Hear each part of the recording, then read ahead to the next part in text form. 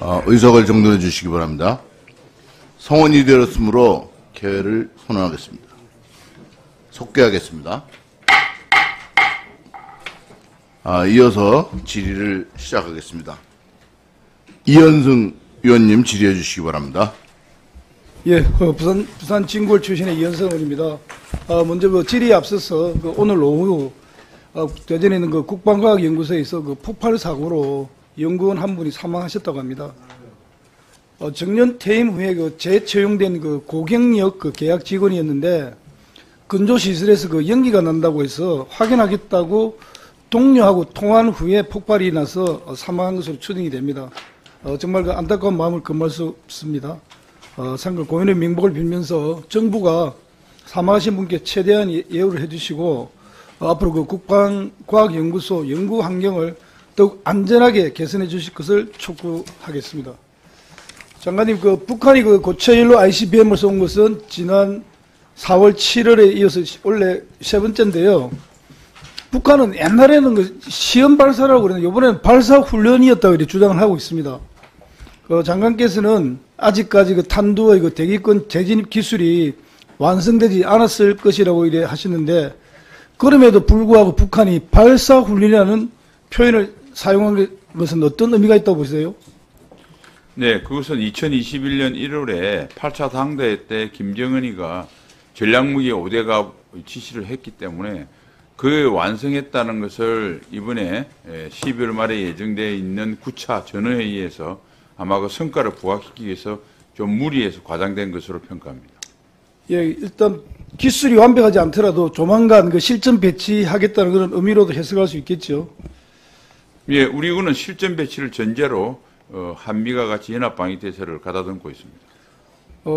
말씀하신 대로 그 북한의 무력 도발이 21년도에 공개한 그 북한 5대 핵심 과업 일환이라고 한다면은 그 계획에 포함된 그 핵 잠수함이라든지 초대형 그 핵탄두 등 다른 종류의 그 무력 위협도 조만간 그 나올 것으로 우려가 되는데요. 전략 무기 개발이 2025년 모두 완료가 되면은 그 북한의 위협의 강도도 더욱 세질 수밖에 없을 텐데요. 이제는 그 북한이 평화를 선택하기 전에 망상에서 빠져나와서 조속히 저는 그 강경한 대응책을 마련해야 할 때라고 저는 보고 있습니다. 지난 월요일 그 대통령께서 북한 도발과 관련해 가지고 즉시 압도적으로 대응하라고 강경하게 지시하셨습니다. 같은 날 주한미군 그 홈페이지를 통해서 북한 수뇌부 참수작전을 연상케 하는 훈련 그 장면도 그 공개를 하셨습니다. 장관님, 아까 그 참수작전 이게 그 뭐 군사 우리 용어로 없다고 그랬는데 제가 한번 찾아보니까 참수작전은 미국의 그 전쟁작전 유형 전략의 하나로서 적의 핵심 순회를 그 사살하는 그 작전을 말합니다. 영어로는 디캐피테이션, 스트라이크 또는 오퍼레이션을 불리고 있는데요. 원래 그 참수작전은 핵전쟁 그 전략의 하나로서 적의 핵전쟁 그 지휘부를 핵무기로 선제 타격하는 제1격 퍼스트 스트라이크를 말하지만은 수뇌부의 그 암살 작전도 참수 작전이라고 부르고 있습니다. 미군의 그 빈라덴 그 제거 작전도 미군의 그 참수 작전의 일환이라고 할 수 있겠습니다.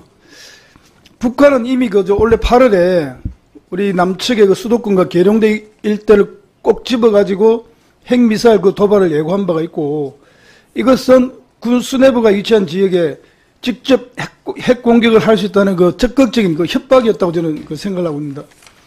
이런 상황 속에서 당연히 우리 측에서도 북한에 강경한 경고 메시지를 그 전달할 필요가 있고 또 한편으로는 북한의 위협 속에 놓인 우리 국민들에게 안심을 드리기 위한 메시지도 꼭 필요하다고 저는 생각이 됩니다. 장관님, 그 앞으로 북한이 도발을 해올 때마다 더욱 실질적인 그 경고 메시지를 전달할 그런 계획을 가지고 있습니까? 네, 경고 메시지도 메시지고 한미 확장 억제를 더욱 강화하고 우리 그 한국의 자체 삼축 체계, 특히 KMPR을 더욱더 실질적으로 보강을 해서 북한이 도발하지 않도록 억제하는 데 최선을 다하겠습니다. 전략자산 그 추가 전개에 대해서도 그 검토 중인 것으로 알려져 있는데 한미 간에 어느 정도까지 그 협의가 진행된지 뭐 비밀 아니라면 간단히 설명할 수 있습니까? 사실은 이제 NCG를 통해서 미 전략자산의 전개를 정례와 가시성을 또 높이겠다고 한 것은 언제든지 우리가 협의가 되면 다양한 전략자산이 즉각 전개할 수 있도록 그런 소통의 통로를 마련했습니다. 예, 이번 북한 미사일 발사 때 한미일 실시간 정보 공유 체계도 정상 가동되었다고 하는데, 그리고 윤석열 대통령께서 그동안 이 시스템 구축을 위해서 많은 노력을 해오신 것으로 알고 있습니다. 앞으로 한미 간의 일체형 확장 억제 체제 구축을 통해서 앞으로 한반도를 포함한 인도 태평양 지역과 그 너머에 걸쳐서 평화와 안정을 보장할 수 있을 것으로 기대를 합니다. 계속해서 튼튼한 국가 안보를 위해 애써주시기를 당부드리겠습니다. 이상입니다. 예, 감사합니다. 그게 이현성 의원님 말씀 중에서 이제 한미일 정보 공유는 하는데 이 미사일 발사 경보 정보만 한미일이 공유를 하고 한다는 말씀을 드립니다. 예, 잘 알겠습니다. 예, 수고하셨습니다. 다음은 배진교 위원님 질의해 주시기 바랍니다. 네, 장관님 수고 많으십니다. 19일날 한미일 미사일 경보정보 실시간 공유체계 정상가동 개시 및 단연간의 3자 훈련계획 공동 승인 관련해서 보도자료를 네. 배포를 하셨더라고요. 앞에서도 많은 분들이 얘기를 하셨습니다만 몇 가지 좀 확인만 좀 해보도록 하겠습니다. 그 보도자료에 보면 3국은 영내 도전 대응과 한반도를 포함한 인도 태평양 지역과 그 너머에 걸쳐 평화와 안정을 보장하기 위해서 3자 협력을 지속 강화해 나갈 것이다. 이렇게 표현이 되어 있는데, 여기서 영내는 우리 한반도 내를 말하는 겁니까? 아니면 한반도 주변일 때.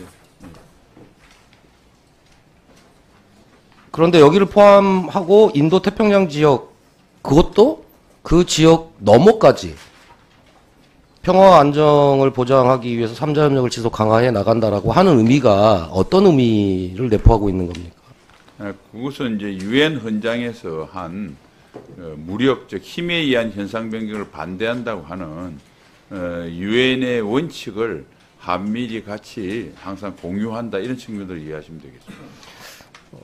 그런데 이게 이제 말씀하신 것으로 이해할 수도 있는 문제이나, 지금 한미일 미사일 경보 정보뿐만 아니라 이제 3자 훈련까지 하고 있는 상황인데, 이 훈련의 연장선으로 인도 태평양 지역뿐만 아니라 그 너머, 그리고 실질적으로 중동 지역까지도 아마 포함될 수 있을 것 같은데, 중동을 포함한 아프리카 지역까지도 실질적으로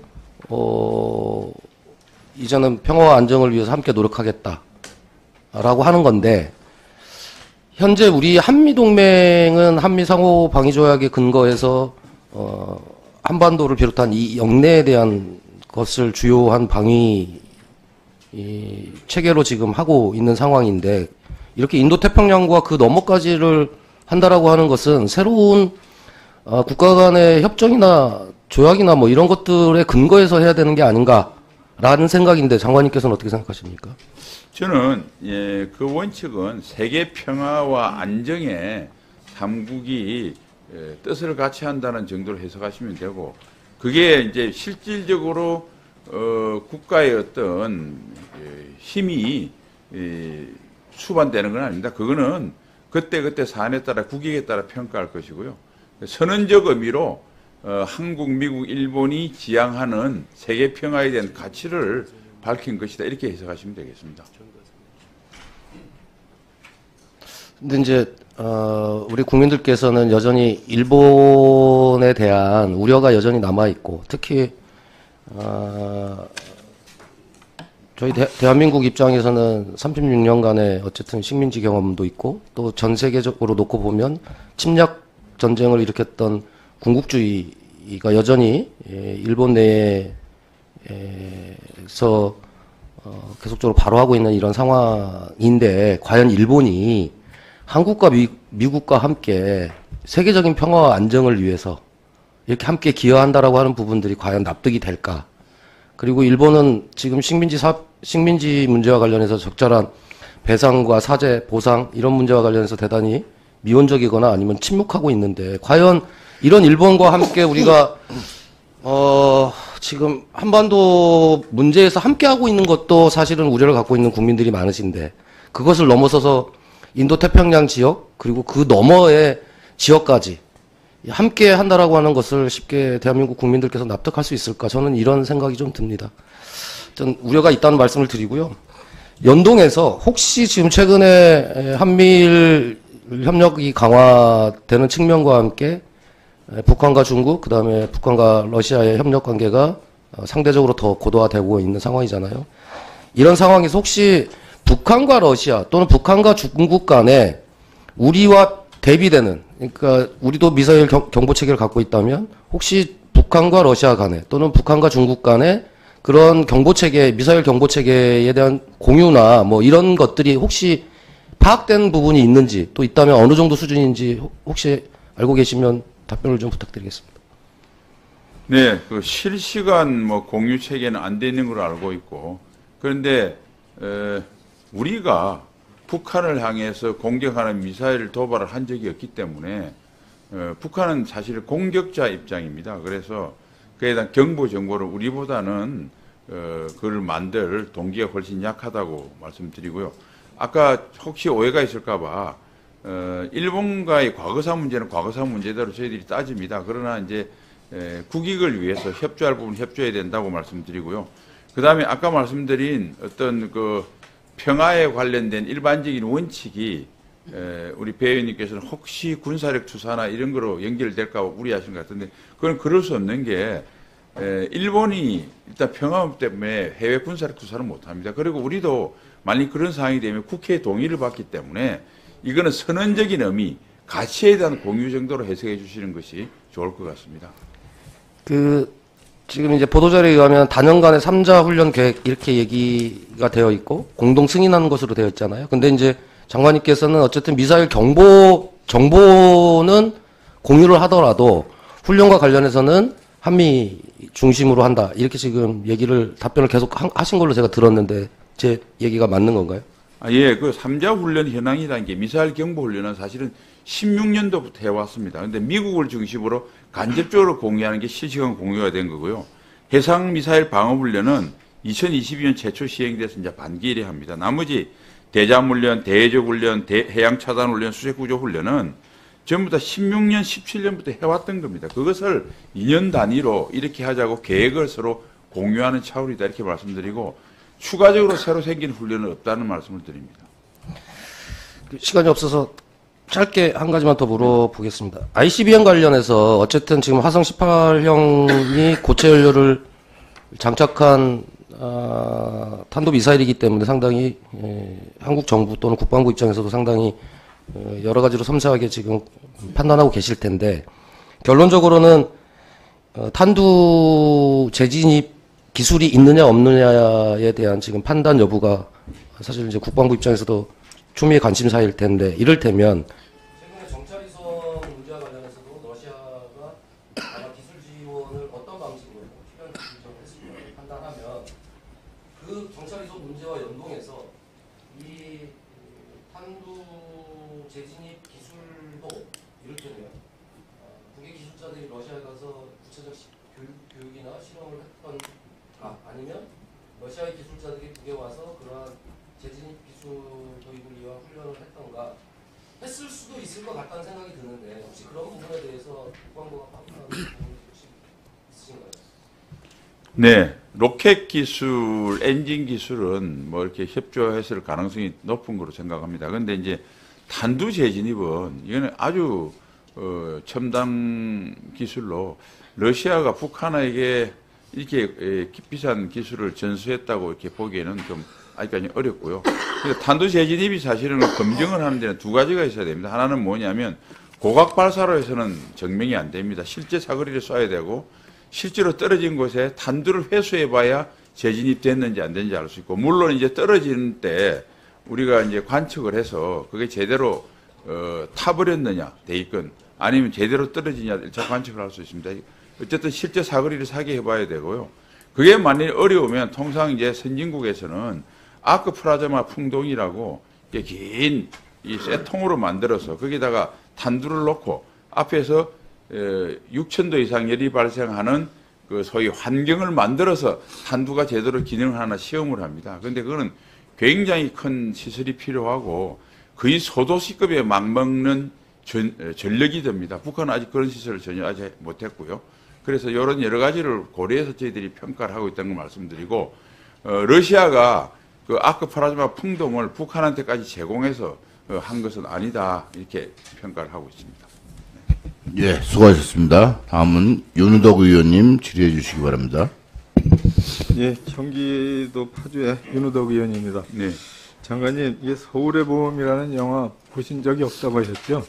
네. 이게 좀 잘 나가기는 해요. 내용에 따라서 상관없이 이제 잘 나가는 영화나 소설이나 드라마 이런 데는 국민들의 정서에 대해서 파악하는데 이제 국무위원이나 장관이나 국회의원이나 이런 사람들은 그런데 좀 갑니다, 사실은. 그러니까 나중에 시간이라도 남으면 한번 관람하세요. 그리고 오늘 같은 이 상임위에서 야당 의원이 이 영화에 대한 얘기를 가지고 질의를 한다라는 건 이건 예상이 되는 거예요. 이건 100%예요. 그래서 이제 그 얘기를 근거해서 한 말씀 드리겠습니다. 제가 초선일 때 1년 차에 2012년 7월 30일 날 고 김호랑 중령 무공훈장 추서 및 추모비 건립을 촉구하는 이 결의안을 이렇게 냈어요. 제가 민홍철 의원님하고 해서 21명이 이렇게 냈어요. 그리고 그 다음에 해 4월 달에 본회의에서 이게 의결이 됐어요. 그 내용은 뻔히 알죠.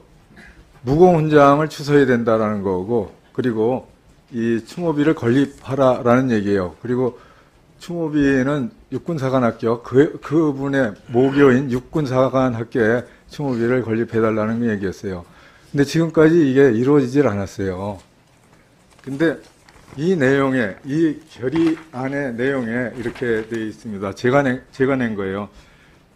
김호랑 중령은 12.12 당시 특전사령관 비서실장으로 재임하면서 군사반란 세력의 상간 불법 체포에 저항하여 사령관 집무실의 문을 사수하다가 반란 세력의 집중 사격에 총탄 6발을 맞아 현장에서 사망하였음.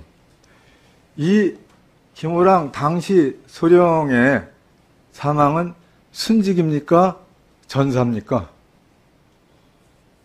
현재 정확하게 법적으로 어떻게 결론 난지 모르겠는데 순직으로 알고 있습니다. 순직으로요? 예. 그건 좀 확인한 데가 말씀드리겠습니다. 예. 장군님. 전사로 되어 있습니다. 예. 예. 2022년 9월 26일 군 사망 사고 진상규명위원회가 국방부에 순직에서 전사하신 걸로 다시 이 변경을 하는 권고를 했어요.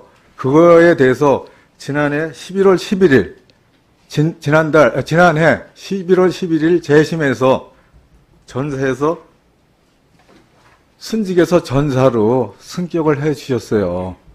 근데 그 내용을 파악하고 왔어야 되는 거죠. 당연히. 영화를 안 봐주셔서 그런 거예요. 그러면 이제 이게 전사입니다. 전사. 그럼 전사로 이제 그 명예를 높여줬잖아요. 그러면은 훈장이 어떻게 바뀌어야 돼요? 제가 이렇게 결의안에 무공훈장을 추서해달라고 했는데 이게 순직으로 이렇게 분류가 돼서 안 돼서 이거 보국훈장으로 그렇게 했어요. 그래서 장관님 이제 확인했죠? 전사했다고. 네. 전사라는 게 무슨 뜻이에요? 전쟁 중에 사망한 겁니다. 아니죠. 전쟁은 아니었죠. 전쟁은 아닌데 전쟁이나 그 준하는 뭐 사변이나 기타 작전 중에 예. 이게 그런 얘기예요. 전사자는 군인사법에 전사자는 적과의 교전 또는 무장 폭동 그리고 반란 등을 방지하기 위한 행위로 인하여 사망한 사람. 자, 12.12는 뭐예요? 군사반란이라고 그러죠? 쿠데타로. 답변하세요. 네네네, 군사반란입니다. 군사반란. 네. 이 군인사법에 그대로 규정돼 있어요. 네. 반란을 방지하기 위한 행위로 사망하신 거예요. 그러니까 전사죠. 그럼 전사니까 당연히 무공훈장으로 훈격을 높여드려야 돼요. 장관, 이거에 대해서 어떻게 답변해 주시겠습니까? 다시 한번 자, 검토하겠습니다. 전사라는 걸 전사임을 확인했잖아요. 그리고 직원이 전사로 분류됐다고 보고를 했고 네. 여기 올 때까지는 전혀 모르고 왔고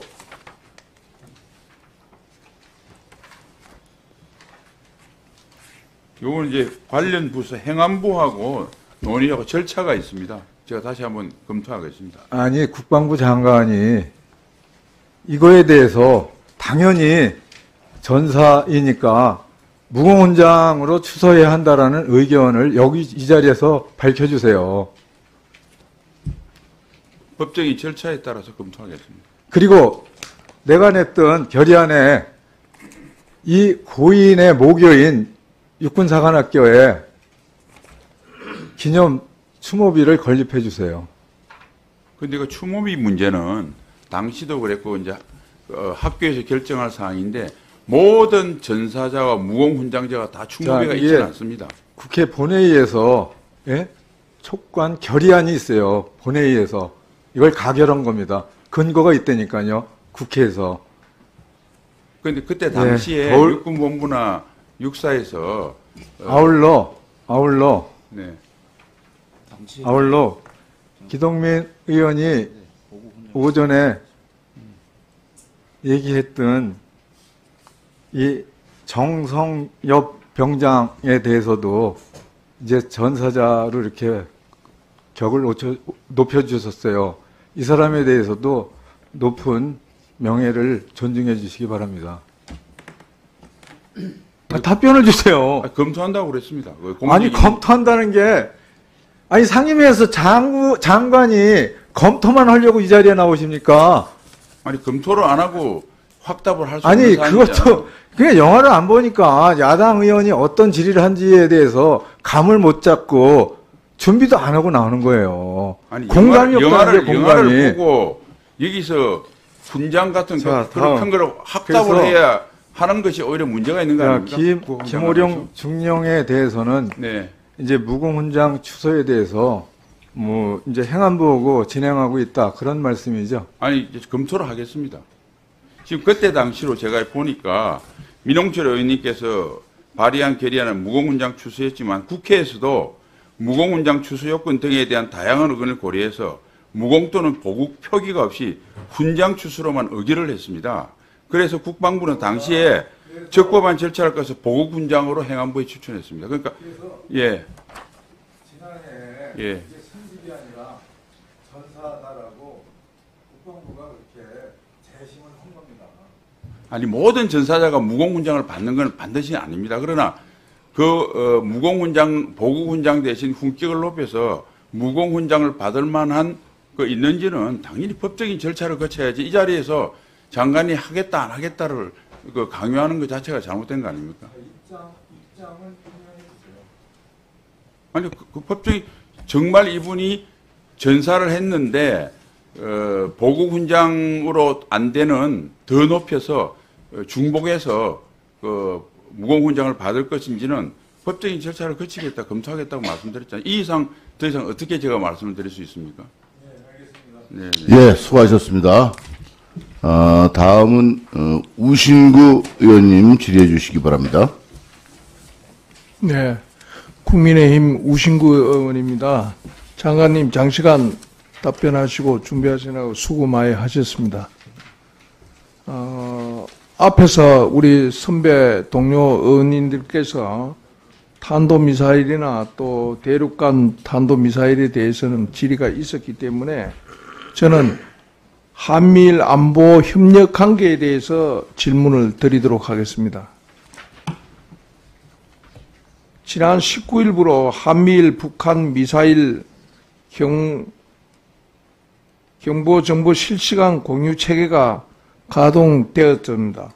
앞선 그 17일과 18일 북한의 미사일 도발 당시에도 시범적으로 운영한 것으로 알려져 있습니다. 이전과 비교하면은 그 정보 파악이 얼마나 좀 빨라졌는가 하는 것에 대해서 말씀 주시면 고맙겠습니다. 예. 네, 뭐 과거에 비해서 빨라진 것 어떤 수치로 나타내기는 좀 사실은 좀 어렵고요. 그 대신에 이제 우리 우리가 갖고 있는 탐지 수단 밖에 있는 것들을 실시간 공유함으로써 말씀드린 데 탐지 시간 달라지고 감시 공백을 훨씬 줄일 수 있다. 이 점 말씀드리겠습니다. 네. 일부 언론에서는 미국의 MD 체계에 편입하는 것이 아니냐고 주장하고 있습니다. 미국의 MD 체계 편입에 대한 우리 군의 입장을 말씀해 주십시오. 예, 미사일 방어와 관련돼서 가장 잘못된 용어가 MD 체계 편입이라는 용어입니다. 이거는 대한민국에만 있는 조어입니다. 어느 나라도 그 말을 쓰지 않고요. 미국의 미사일 방어에 어떤 관련된 문서가 BMDR이라고 미사일 방어 태세 보고서인데 연구 보고서인데 여기에 의해도 이런 용어는 없습니다. 그러니까 미사일 방어를 협력 수준을 높은 협력 수준이냐 낮은 협력 수준이냐 이런 구분이 있기 때문에 이것은 마치 미국 MD 체계에 가입해서 미국의 무슨 그 주권을 마치 뺏기는 것처럼 하는 것은 전형적인 잘못된 용어라고 생각합니다. 네. 이동식 발사대에 대해 관련돼서 질문을 드리겠습니다. 북한은 한미 정찰 자산의 감시를 피하기 위해서 이동식 발사대를 꾸준히 개발해온 것으로 알려져 있습니다. 현재 북한이 이동식 발사대를 어느 정도 보유하고 있다고 판단되십니까? 네, 구체적인 숫자를 말씀드리기는 좀 그런데 어쨌든 상당한 수를 가지고 있습니다. 2010년에 북한은 중국에서 대형 트럭을 불법으로 수입해서 개조해서 이동식 발사대로 활용했다고 합니다. 하지만 최근 들어서는 자체 개발하고 또 양산 체제까지 능력을 갖췄다고 보아집니다. 우리 군의 탐지 자산으로 점점 증가하고 있는 북한의 이동식 발사대를 어느 정도 파악이 전체적으로 탐지할 수 있겠습니까? 네, 사실은 이동식 발사대는 큰 차입니다. 그러니까 북한이 도로사정이 열악하고 하기 때문에 이동식 발사대가 이동할 수 있는 곳은 한정되어 있고요. 그래서 이제 만일 전쟁의 위협이 높아지면 정보 감시 태세라는 것이 정강이 됩니다. 그래서 세구도의 정보 감시 태세 때는 모든 도로를 다 볼 수 있기 때문에 이동식 발사대에 발견해서 필요하다면 킬체인 하는데 충분하다 이렇게 말씀드리겠습니다. 네. 하여튼 북한의 도발에 우리 군이 적극적으로 준비를 해서 국민이 안심할 수 있도록 해주시기를 부탁드립니다. 제가 준비하는 건 여기까지입니다. 네, 수고하셨습니다. 장관님, 제가 좀 물어볼 수 있도록 하겠습니다. 남북한이 극단적인 용어를 쓰는데 북한이 우리에게 쓴 용어를 제가 이제 좀 찾아봤어요. 서울 불바다, 괴뢰군부 호전광, 괴뢰 패당, 특등 주구, 삶은 소대가리, 겁먹은 개. 이거 북한이 쓴 용어죠? 네, 그렇습니다. 이거 전부 욕이에요, 욕. 그러면 참수작전, 이건 욕입니까? 욕이 아닙니까? 욕이 아닙니다. 욕은 아니에요. 북한은 지금 우리 대한민국을 향해서 입에 담을 수 없는 욕을 지금 해댔습니다. 참수작전 용어 쓰는 게 무슨 문제가 돼요, 장관님? 아까도 한번 고려해보겠다고 그러시는데 제가 봐서는 이거는 작전적인 용어로 쓰는 거고 한국식으로 번역을 하다 보니까 참수작전인데 쓴다고 뭐가 문제가 됩니까? 우리가 언제 삶은 소대가리라고 했습니까? 겁먹은 개라고 했습니까? 제가 봐서는 그 용어에는 문제가 없다고 생각이 됩니다. 그 다음 골리앗과 다윗의 성경 말씀을 아시죠? 네, 알고 있습니다. 다윗은 본래 그 골리앗을 잡으러 간 게 아니라 심부름으로 형을 만나러 갔다가 골리앗이 이제 있으니까 자기가 싸우게 해달라고 해서 허락을 받고 싸운 거 아닙니까? 예. 그 다윗은 이 성인도 아니고 어린애였어요. 완전한 성인이 아니었어요. 그러면 골리앗은 천하의 장사였지 않습니까? 그러면 국력이라는 게 얼마큼 차이가 있다고 해서 국력이 적은 나라가 전쟁에서 반드시 패합니까? 안 그렇죠? 그렇습니다. 전쟁이라는 건 전혀 다른 상황입니다. 북한과 우리의 전쟁 상황을 고려해 볼 때 북한은 우리가 갖지 않은 비대칭적인 핵 무장을 하고 있지 않습니까? 그러면 우리가 핵 무장을 안 가지고 있고 한미 동맹 체계가 아니라면 남북한이 싸워서 핵무기로 대한민국을 때리면 무슨 수로 감당합니까? 우리의 국력이 크다고 북한의 핵무력을 무조건 막을 수 있는 건 아니잖아요. 안 그렇습니까, 장관님? 네. 그래서 제가 봐서 경제력이 남북한의 현격한 차이가 있다고 해서 그것이 전쟁의 결정적인 영향으로서 승패를 결정하는 건 아니라고 봅니다. 이런 점에서 실제로 국민들이 잘못 인식할까 봐 좀 걱정이 돼서 말씀을 드립니다. 제 지역구가 접경지역인지는 장관님 아시죠? 네. 접경지역의 안전을 확보하기 위해서는 접경지역에 근접한 북한의 근접 분들에 대해서 전방 군인 내에서 완벽한 감시 정찰이 있으면 됩니다. 그리고 도발하지 못하도록 도발하려면 경고해서 못하게 하면 되는 것이지 이게 뭐 평화를 지금 뭐 9.19 합의가 깨졌다 안 깨졌다 이거 가지고서 그 접경지역의 주민이 불안하고 그러지 않습니다. 그러니까 인식 자체를 어떻게 하느냐는 차이가 많이 있습니다. 이건. 그 다음에 끝으로 남북한의 관계에서 K10 복합 소총이 과거에 있었습니다. 이것이 개발하다 전력화하다가 문제가 하도 많아서 폐기됐는데 이게 정확하게 남북한에서 군사력의 그 소총으로서의 절대적인 그 차등을 줄 수 있는 건데 이걸 죽여버렸거든요. 새로운 그 개념으로 만든 소총이었습니다. 제가 봐서 이거는 다시 한번 살릴 수 있는지 검토를 해주시고 살릴 수 있다면 살려야 된다고 저는 봅니다. 답변. 추가적으로 예. 네. 그 참수에 관련돼서는 요거는 이제 제가 말씀드린 것이 공식 우리 용어는 아니다. 삼축인 KNPR 중에서 포함된 거 KNPR의 가장 핵심적인 내용이 적지도부 제거입니다. 그래서 군의 공식적 용어는 적지도부 제거 작전이라고 말씀드리고요. 두 번째 아까 말씀하신 인류 전쟁사를 볼 때 가난한 나라가 부자 나라를 이긴 것이 부자 나라가 가난한 나라 이긴 것보다 훨씬 많다는 점을 제가 말씀드리고 세 번째 K10 복합 소총에 대해서는 검토를 하겠습니다. 위원장님 늘 말씀하신 것처럼 첨단 무기 미래 첨단 무기 개발도 중요하지만 지금 당장 싸울 수 있는 재래식 무기 특히 현존 전력 극대화에도 미래 첨단 전력 못지않게 관심을 가지고 노력하겠습니다. 이상입니다. 네. 추가적으로 질의하실 의원님 있으면, 예, 두 분, 예, 한 3분씩 드리겠습니다. 예, 김병주 의원님 질의해 주십시오. 끝낼 테니까 6분만 주십시오. 3개가 있어서. 질문해 보세요. 네. 예, 장관님. 네. 군부대 이전에 따라서 주민 불편이 많이 되는 사안이 있어서 장관님께 좀 말씀드리겠습니다. 아마 그 관계관으로부터 보고를 받았을 텐데 슬라이드를 보면서 설명드릴게요.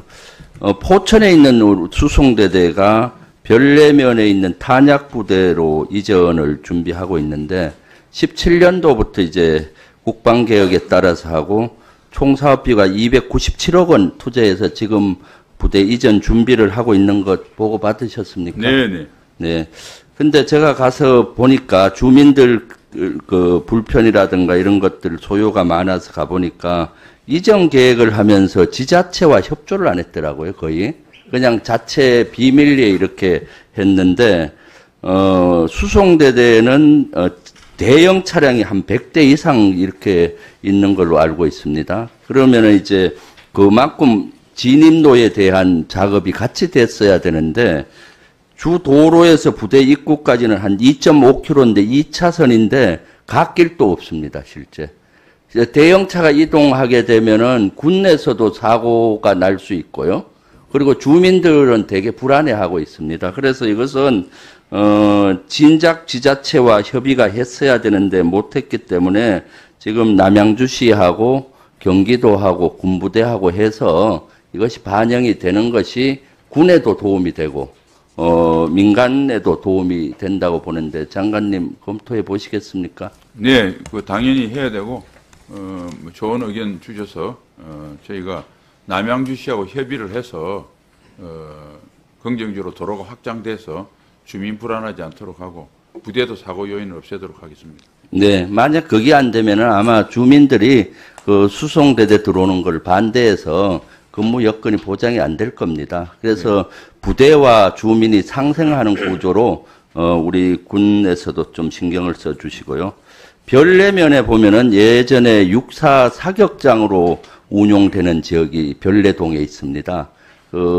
거기에서 소화기 사격장이었는데 지금은 안전목적상을 쓰지 않는데 거기다가 산자부에서 드론하고 로봇을 합한 드론봇 시험장을 지금 만들려고 군과 같이 하고 있는데 보고 받으셨죠? 네. 예, 이곳은 78억 예산을 투자하는데 그중에 군 예산이 15억이 들어가고 산자부 예산이 나머지 예산인데 제가 주민들이 이것은 들어와서는 안 된다라는 민원이 많이 제기가 돼서 가서 보니까 단순히 드론봇 시험만 하는 경우는 문제가 되겠더라고요. 왜냐하면 거기가 소화기 사격장인데 주변이 이제 별내동이 아파트 단지로 도시화가 되어버렸습니다.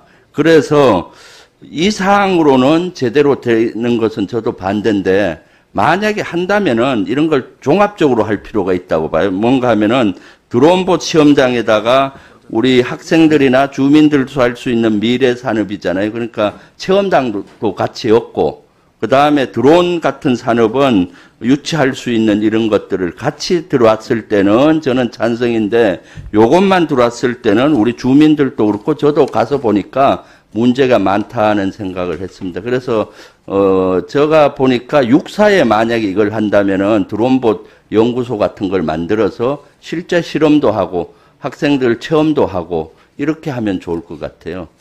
하나만 더 좀 질의하겠습니다. 딱 2분만 주세요. 네, 추가 질의 안 할 테니까. 네네. 별내역 아시잖아요? 네. 별내 가면은 현재 군 전용 철도가 있습니다. 서울에서 춘천까지 가는 철도고 주 2.5회 정도 쓰고 전시가 되면은 대단히 전시 물자를 수송하는 철도로서 중요한 역할을 한다고 봐요. 근데 평상시 주 2.5회를 했는데 지금도 보니까 수시로 안 하다가 가끔씩 하니까 안전 위해 요소가 있고요. 더 중요한 것은 이 별내역이 앞으로 교통의 요지가 됩니다. 8호선이 내년도 연결이 완공이 되고요. 지하철 4호선, 8호선 간 또 연결 작업이 있고 GTS B 노선이 27년에 여길 지나가서 3개 노선이 이 지역에 복합적으로 지나갑니다. 지금도 8호선과 연결되면서 거기에 주차장을 만드는데 이 철도가 있다 보니까 분리돼서 한성 주차장이 만드니까 소규모로 돼요. 이것은 3개 기차와 전철이 연결되면은 교통의 메카가 되는 거거든요. 그래서 당연히 그때 되면은 이 군용 철도를 철거하라는 주민적인 요구가 생길 거라고 보고 지금도 벌써 그런 요구가 있습니다. 그래서 저는 이것을 군에서 좀 검토할 필요가 있다.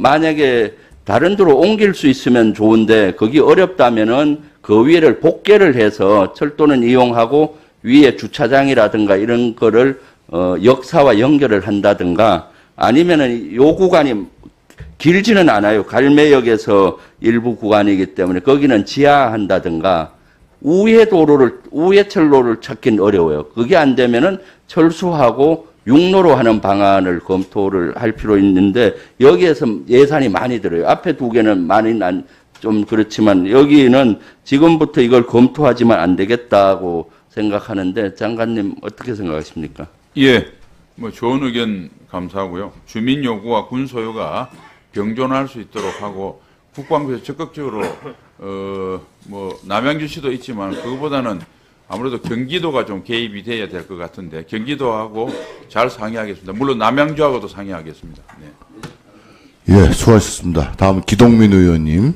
추가 질의하십시오. 장관님, 네. 뭐 참수작전 오늘 논쟁이 좀 되었는데, 뭐 살아온 이 인생의 궤적이 다른 분들이 다른 의견을 얘기할 수 있다고 봅니다. 그리고 그런 의견도 존중합니다. 근데 북한은 3대 세습 독재 국가예요. 문명사에서 보면 야만 국가라고요. 우리는 자유민주주의 체제가 확고한 그런 문명 국가입니다. 그 문명 국가의 국방부 장관이세요. 말씀의 품격과 국격이 저는 있다고 생각합니다. 행동도 마찬가지고요. 적을 제압하는 거 너무나 중요한데 그 제압하는 방식과 형태, 언행, 이것도 저는 일국의 대한민국의 국격과 품격을 담은 국방부 장관이었으면 좋겠다, 이런 말씀을 드리고요. 그렇게 하시리라고 기대합니다. 저는 장관님 개인적으로는 참 호감이 많은 사람인데 왜 순직해병 사건에 대해서는 수많은 그 물증이 추가로 제출되고 있음에도 불구하고 요지부동이신가 참 많이 답답합니다. 확실한 혐의자는 수사 의뢰, 지휘 책임 관련 인원은 징계로 하는 것도 검토해 주십시오. 지난 8월 1일 박진희 전 국방부 장관 군사보좌관이 김계환 해병대 사령관에게 보낸 메시지 중 일부입니다. 명백하게 수사 지침 하달하는 거죠. 그리고 이종섭 전 장관께서 해병대 순직 해병 처리 과정에서 해병대 수단함뿐만이 아니라 국방부 조사본부 그리고 국가인권위원회까지 전방위적으로 개입한 상황이 속속 드러났고요. 오늘은요, 임성근 사단장하고 대대장하고 통화한 내용이 육성과 녹취록이 다 떴어요. 거기에 임성근 사단장의 말씀에 이 해석을 해보면 사전에 수중수색을 알았을 가능성이 대단히 높습니다. 그리고요, 해병대 수사단이 해병대 사망사건 조사를 끝내고 사건을 경북경찰청에 이첩한 직후에 대통령실 국가안보실과 해병대 사령관 쪽 간에 전화통화가 있었던 사실이 확인되었습니다. 해당 통화 직후에 국방부는 사건을 되가져가겠다 이렇게 경찰에 통보했어요. 그런데 사건 회수에 대통령실의 개입이 있었다고 볼 수 있는 유력한 정황이지만 군 검찰은 당시 통화와 관련해서 어떤 조사도 하지 않았습니다. 시간대별로 살펴보면요, 해병대 수사단이 2일 오전 11시 50분에 사건 인적을 완료하고 경북경찰청을 빠져나왔어요. 1시간 1분 뒤인 오후 12시 51분 국가안보실에서 파견된 대령이 해병대 사령관 비서실장에 전화를 걸었지만 연결되지 않았습니다. 35분 뒤인 오후 1시 26분 비서실장이 대령에게 전화를 걸어서 통화가 이루어졌어요. 이 통화 24분 뒤인 오후 1시 50분 유재훈 국방부 법무관리관이 경북경찰청에 전화해서 사건 기록을 회수하겠다라고 밝혔어요. 그날 저녁 7시 20분에 국방부 검찰단은 경북경찰청에서 사건 기록을 되가져갔습니다. 나아가 군 검찰은 해병대 수사단장이던 박정훈 대령을 집단항명 수괴 혐의로 이날 입건했습니다. 저녁 8시 40분께는 박대령 보직해임 심의위원회를 열기로 결정을 했습니다. 대통령실 국가안보실은 그동안 사건을 경찰에 이첩했던 사실을 국방부로부터 보고도 받지 않았다, 이렇게 국회에서 계속 얘기를 했어요. 근데 다 거짓말임이 드러나고 있지 않습니까? 근데 군 검찰이 이런 통화 사실을 확인했음에도 불구하고 전혀 조사를 하지 않습니다. 대통령실과 해병대 쪽의 통화 내용에 대해서 전혀 조사하지 않아요. 아주 형식적이고 의례적인 서면 조사만 그냥 하고 말아요. 국민들이 납득할 수 있겠습니까? 이 상황을 장관님, 재판 진행 중이기 때문에 재판을 지켜볼 수밖에 없다, 이렇게 말씀 주시고 그냥 넘어갈 수 있는 사안이라고 생각합니까? 그렇게 생각하세요, 장관님? 예, 답변을 합니까? 예, 계속 일문일답을 좀 해왔으면 좋겠어요. 예. 순직 해병 사건은 지금 말씀하신 게 우리 군 검찰의 이제 공소장 내용이지 않습니까? 그걸 변호인단 다 공개가 된 겁니다. 그만큼 저는 지금 기동민 의원님께서 말씀하신 것처럼 이게 숨김없이 다 있는 사실을 정리한 거고요. 이게 의해서 재판이 이루어질 거고, 또 박대령 변호인단에서도 공격을 할 그런 재판 절차가 있습니다. 그게 또 잘 아시다시피 뭐 경북경찰청과 공수처에서도 다른 부분의 수사가 이루어지고 있고요. 만약 기동민 의원님께서 제 입장이라면 사법적 절차를 존중하고 그것을 지켜보는 거가 국방부장으로서 제일 해야 될 일 아니겠습니까? 제가 이걸 가지고 검찰에 지금 이렇게 하라 저렇게 하라 뭐 이렇게 구체적인 이거야말로 나중에 이 불법적인 수사지라고 간섭이라고 하실 게 않겠습니까? 그러니까 좀 기다려봐 주시면 우리 군검찰하고 군사재판 넘어가면 또 민간으로 이시면 또 이양될 것이고요. 그래서 좀 기다려 주시면 좋겠습니다. 거기에 지금 장관이 할 수 있는 역할이 없습니다. 예. 장관이 하실 수 있는 역할이 없다. 이거는 기존의 장관이 하셨던 얘기를 다 그대로 부정하는 거예요. 일반적인 수사지휘권이 있다고 해서 수사에 구체적으로 개입하셨고 이첩을 보류시켰고 그리고 그 이외에 다양한 지시들을 내렸다고요. 그래서 이 수많은 문제들이 파생이 된 겁니다. 그 수많은 문제가 불법적으로 진행된 부분들이 파생이 되었던 부분들이 지금 속속 재판 과정 속에서 기록으로 제출되고 있는 거거든요. 그러면 그 수사를 담당했던 군 검찰에게 통수권, 수사 지휘권을 가지고 있는 장관께서 야 당연히 새로운 사실이 드러나고 있는데 왜 수사하지 않았던 거냐, 보강해야 되는 거 아니냐라고 구체적으로 지시하실 수 있어야 되는 거죠. 왜 비겁하게 재판 뒷전에 숨어서 장관이 응당 지금까지 로직으로 보면 하셔야 될 일을 해태하시는 거예요. 당연히 하셔야 됩니다. 그래서 이런 말도 안 되는 죄를 씌워서 항명죄로 박대령을 올가낸 부분들에 대해서 당연하게 다른 각부에서 재수사를 지시를 하고 그리고 혐의 없으니 드러나면 거기에 맞는 사법적 절차를 밟아주시는 게 저는 장관께서 해야 될 당연한 역할이라고 생각하는데요. 네. 장관님 답변해 주십시오. 네. 그 새로운 사실이라기보다 그동안 수사를 해서 검찰에서 기소를 하면서는 공소장의 내용입니다. 그 공소장 내용에 대해서 장관이 이래라 저래라 하는 것 자체가 저는 적절치 않다고 봅니다. 그래서 제가 할 일은 정말 그 수사 재판 과정에서 명명백백하게 객관적으로 증명될 수 있도록 그건 지켜봐 주는 것이 장관의 도리라고 생각합니다. 장관님, 아까 그 고 김호랑 중령 동상과 관련된 것이 있었는데 육사 안에 기념물을 설치하는 것에 대한 가부 어떤 것을 어디다 설치하는 것은 권한을 누가 가지고 있어요? 육군사관학교장이요. 그건 육군사관학교장이 가지고 있는 겁니다. 네. 지난번 그 홍범도 장군 동상 같은 경우도 흉상 같은 경우도 육군사관학교장이 가진 권한을 상급 부대나 상급자가 관여했기 때문에 문제가 된 거예요.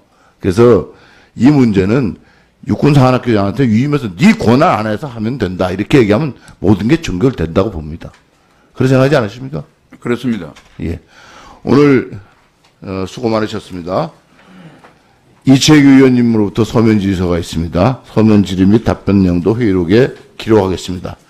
위원님 여러분 모두 수고하셨습니다. 신원식 국방부 장관님을 비롯한 관계자 여러분도 수고하셨습니다. 그리고 지금까지 수고해 주신 정책실장님 수고 많으셨습니다. 감사합니다.